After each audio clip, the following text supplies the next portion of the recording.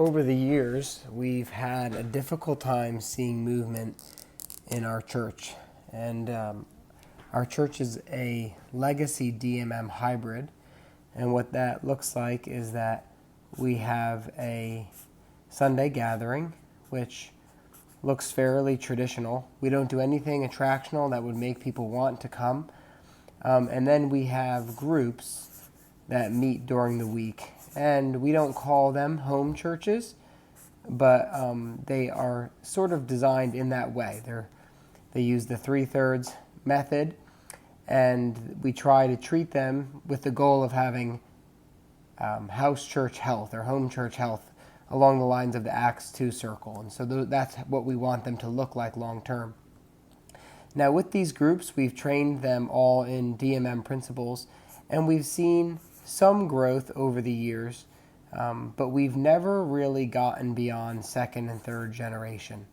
When I say second and third generation, what I mean is that maybe I started a group and then someone from our group left and started another group with new people. But we've never been able to get past this layer of generation 3.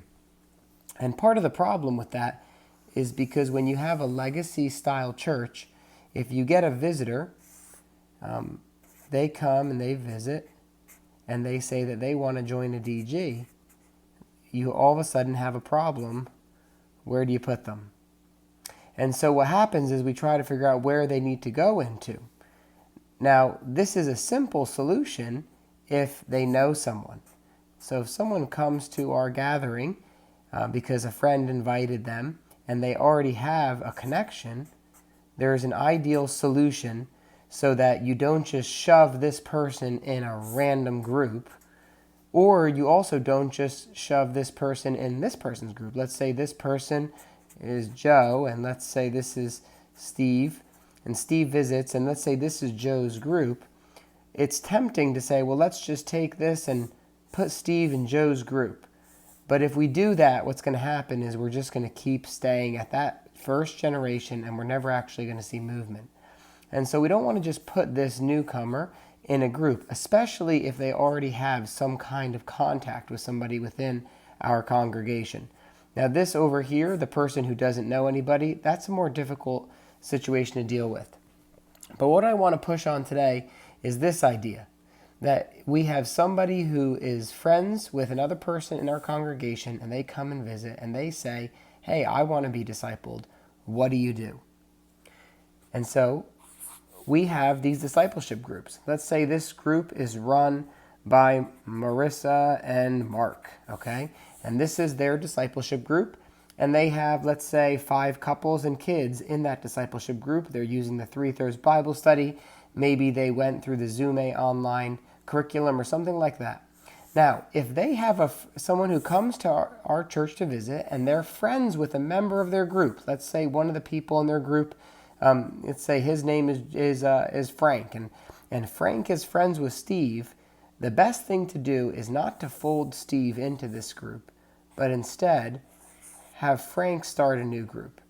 And Steve attends Frank's group. And if there's any other people in their circle of friends, they should invite them to start that new group. Now, for a time period here, Frank is essentially in 2 groups. He's in this group where he's being fed, and he's in this group that he's helping launch with Steve and whoever the other people in their circle of friends are. Now, the reason this is crucial is because what you're doing here is you're conditioning and modeling something for Steve.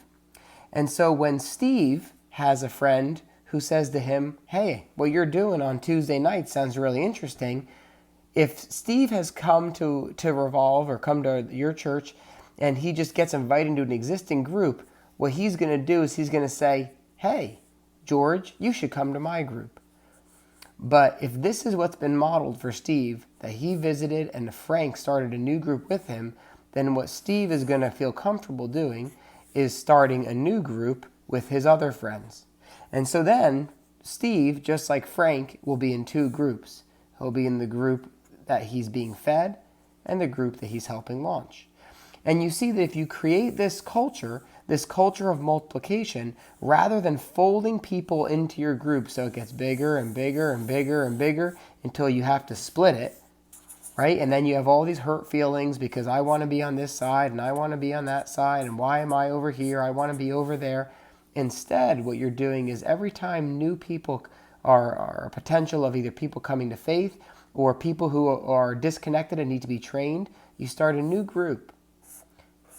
And those groups begin with the DNA of multiplying.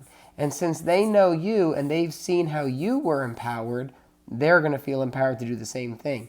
And since you've been coached well by your leader up here, if you're Frank, you're going to know how to coach Steve. And Steve's going to see how you were coached and see how you coach, and he's going to know how to coach George. And so this is how multiplication, according to 2 Timothy 2:2, really happens. And so when we get someone who's visiting our congregation, one of the first questions we should ask them is if they know anybody else there. And if they do, the best thing to do is not to take this person and put them down some kind of visitor conveyor belt pipeline.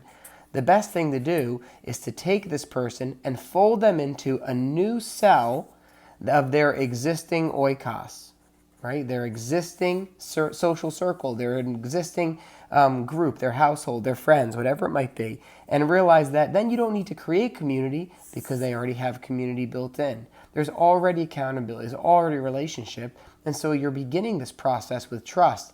Whereas if you fold this new person into a random group, they have to build credibility, build rapport, and build trust. So that's going to be a lot slower, and it's going to be choked out. It's going to be choked out by the best leaders and by fear. And so this is really the culture that we want to encourage.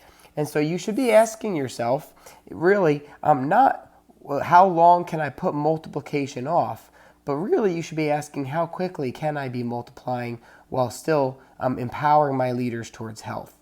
And so everybody in your group should be able to do this very thing because you're not asking them to disconnect. You're asking them to stay attached, at least for a period of time, in a coaching relationship while they launch something new. And so if we can get this in our mindset for our visitor pipeline, instead of disconnected people being funneled into a machine, that is going to go a long way towards seeing movement.